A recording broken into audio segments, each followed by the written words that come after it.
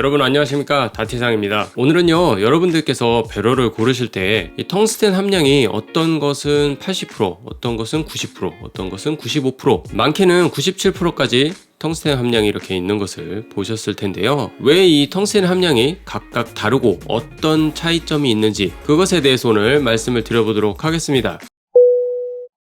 자, 일단 텅스텐이 무엇인지를 여러분들이 아는 게 중요할 것 같아서, 금속 물질 중에 하나이긴 하지만 텅스텐의 원소 기호라든지 뭐 이런 것들을 얘기하기에는 뭐 이 채널이 과학 채널은 아니니까요, 그냥 넘어가고 간단하게 텅스텐의 특징에 대해서만 말씀을 드리면, 무거워요. 그만큼 밀도가 높다는 얘기거든요. 같은 크기의 철과 같은 크기의 텅스텐을 갖다 놓았을 때 텅스텐이 훨씬 무겁습니다. 대신에 강도는 많이 약해요. 그래서 이 텅스텐을 보통 다른 금속과 이렇게 합성을 해서 사용을 하는데, 이 텅스텐이 다른 금속과 합쳐졌을 때 엄청나게 단단한 성질을 가지게 된다고 합니다. 지금 제가 사용하고 있는 배럴은 텅스텐 90%짜리 배럴인데요. 텅스텐이 90%가 들어있고 다른 철들을 합금을 해가지고 이렇게 해서 배럴을 만들게 되는 거예요. 그러면 순수 텅스텐으로 만든 것보다는 굉장히 단단하고 견고한 배럴이 만들어지겠죠. 근데 우리가 이렇게 90%, 95%, 뭐 80% 정도 되는 이 텅스텐 배럴에 대한 차이점이 무엇이냐? 아까도 제가 말씀을 드렸지만 이 텅스텐은 다른 금속과 같은 크기로 봤을 때 무게가 더 무겁습니다. 밀도가 높기 때문이라고 제가 말씀을 드렸잖아요. 그러면 같은 크기로 만들었을 때 무게를 더 무겁게 만들 수 있다는 얘기예요. 그렇게 되면 장점은 무엇이죠? 이 다트 배럴은, 저기 있는 지금 스틸보드를 제가 걸어놨는데 20 트리플이 굉장히 좁아요.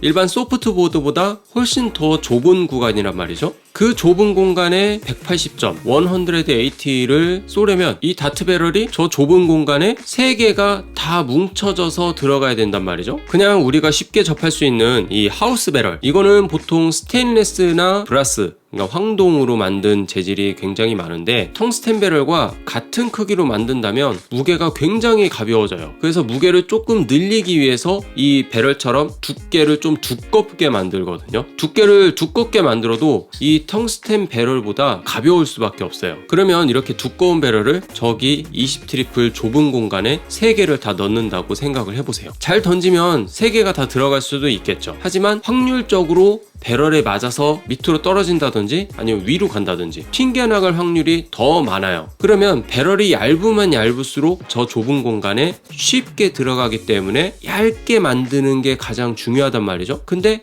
배럴을 얇게 만들면 무게가 가벼워지니까 텅스텐을 이용을 해서 무게를 어느 정도 늘리고, 그 다음에 배럴도 얇게 만들고, 그렇게 하기 위해서 이 텅스텐을 사용을 하게 되는 겁니다. 여러분들이 다트를 판매하는 사이트에 들어가서 이 배럴도 보고 저 배럴도 보고 이렇게 스펙을 좀 보다 보면 텅스텐 80%나 90%, 95% 이 정도 되는 배럴들이 무게 차이가 조금 나는 것을 확인할 수 있을 거예요. 텅스텐 80% 같은 경우는 그 무게를 맞추기 위해서 두께가 두꺼워질 수밖에 없고요. 그리고 95%나 90%의 텅스텐을 가지고 있는 배럴 같은 경우는 좀 무게를 많이 무겁게 하더라도 그렇게 많이 두껍지는 않습니다. 이 배럴 안에 있는 코어가 얼마만큼 차 있느냐에 따라서도 무게가 많이 변동되기도 하는데요. 내가 배럴을 만들 때 무게를 굉장히 많이 늘리고 싶다, 내가 원하는 길이, 두께, 거기에다가 텅스텐을 꽉 채우는 경우도 있어요. 그래서 이 코어의 유무에 따라서도 무게가 조금씩 변하긴 하지만, 대체적으로 외형적인 스펙,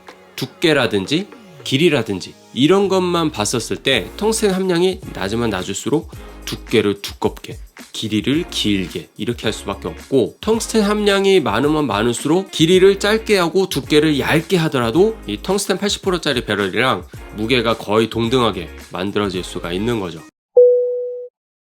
그러면 이 텅스텐 100%짜리 배럴도 만들 수 있지 않나요? 이렇게 얘기를 하실 수도 있는데, 순수 텅스텐만 해서 배럴을 만들게 되면은 우리가 배럴을 만지는 이 커팅 부분이 좀 마모도 쉽게 될 뿐더러, 만일에 배럴끼리 부딪히거나 아니면은 바운스 아웃이 돼서 대리석 바닥에 떨어지거나 이렇게 됐었을 때 배럴이 깨지게 될 거예요. 그만큼 강도가 조금 약하다는 얘기입니다. 그래서 다른 금속과 합성을 해가지고 좀 단단하게 만들고, 그리고 커팅 마모도 좀 덜 하게끔 하기 위해서 이 어느 정도 무게도 맞추면서 강도도 가지고 갈 수 있는 것이 보통은 이 90% 텅스텐 함량이 되는 거예요. 보통 95%로 하는 경우도 있는데 90%보다는 조금 더 강도가 약하기 때문에 아무래도 좀 배럴이 깨질 수 있는 그런 위험 부담이 아무래도 조금 있게 되겠죠. 실제로 배럴이 깨지는 경우는 저는 여태까지 한 번도 없었는데, 보통 그런 경우는 텅스텐이 무조건 약해서 깨진 게 아니고 제조 공정 과정에서 이 합금을 하는 도중에 중간에 불순물이 들어가게 되면은 텅스텐이 너무 쉽게 깨져버린다고 해요. 무조건 텅스텐 함량이 높다고 해서 잘 깨진다, 바닥에 그냥 떨어뜨리기만 해도 깨진다, 이런 거는 아닙니다. 배럴을 구매하실 때 배럴이 깨질 것 같아서 좀 조심조심해서 바운스 아웃 나면은 배럴 깨질 것 같아, 이런 걱정은 안 하셔도 된다는 얘기예요. 자, 그러면 배럴을 선택을 할 때 무조건 텅스텐 함량이 높은 거를 선택을 하는 게 좋겠네요. 그렇게 하면 좋긴 좋아요. 하지만 돈이 많이 듭니다. 우리가 배럴을 구매를 할 때 동일한 네이밍을 가진 배럴을 80%짜리와 90%, 95%짜리를 비교를 해봤을 때 가격 차이가 거의 1.5배에서 2배 정도 차이가 납니다. 그건 왜 그러냐면 텅스텐이 단가가 엄청 비싸요. 일반 철보다 단가가 많이 비싸기 때문에 텅스텐 함량이 많이 들어가면 많이 들어갈수록 그만큼 원가도 올라가겠죠. 그러면 가격도 많이 올라가게 되는 것이죠. 돈만 있으면 우리가 좋은 배럴 사가지고 오래오래 쓸 수도 있고 잘 던질 수도 있겠죠. 하지만 우리가 가장 중요하게 생각할 것은 텅스텐 함량은 중요하지 않아요. 우리가 다트 배럴을 구매를 할 때 텅스텐 함량을 보는 것은 당연히 맞지만 이 텅스텐 함량에 의지를 해서 다트를 던지면은 절대 안 됩니다. 가장 중요한 것은 우리가 다트를 던질 때 이 자세라든지 마음가짐이라든지 이런 것들이 더 중요하지, 이 텅스텐 함량이 높은 배럴을 던질수록 다트를 더 잘 던진다, 이런 거는 없거든요. 충분히 이 하우스 배럴로도 잘 던질 수가 있고 텅스텐 90%짜리 95%짜리 배럴도 충분히 잘 던질 수가 있어요. 가장 중요한 것은 내가 자세를 얼마만큼 올바르게 일정하게 잘 던지느냐가 첫 번째로 중요한 거고요. 그 다음에 배럴을 얼마만큼 얇게 만들어서 내가 다트를 그루핑을 할 때 얼마만큼 유리하게 잘 할 수 있느냐, 두꺼운 배럴로 하더라도 얼마만큼 내가 라인을 잘 만들어서 필 테일러처럼 스태킹을 한다든지 그루핑을 잘 할 수 있도록 하는 이 노하우를 쌓는 것이 가장 중요하다고 저는 생각이 듭니다.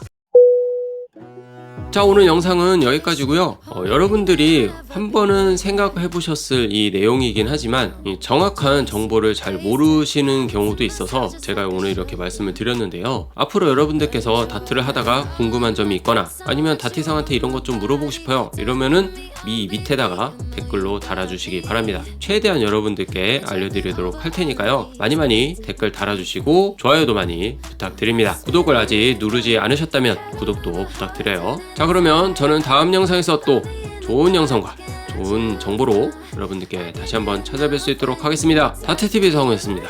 오늘도 시청해주셔서 너무나도 감사드립니다. Swear when we're together, heaven's on the ground. I'll do this forever, looking at you now. I can't get enough, I don't know how you did it. Boy, you got me spinning.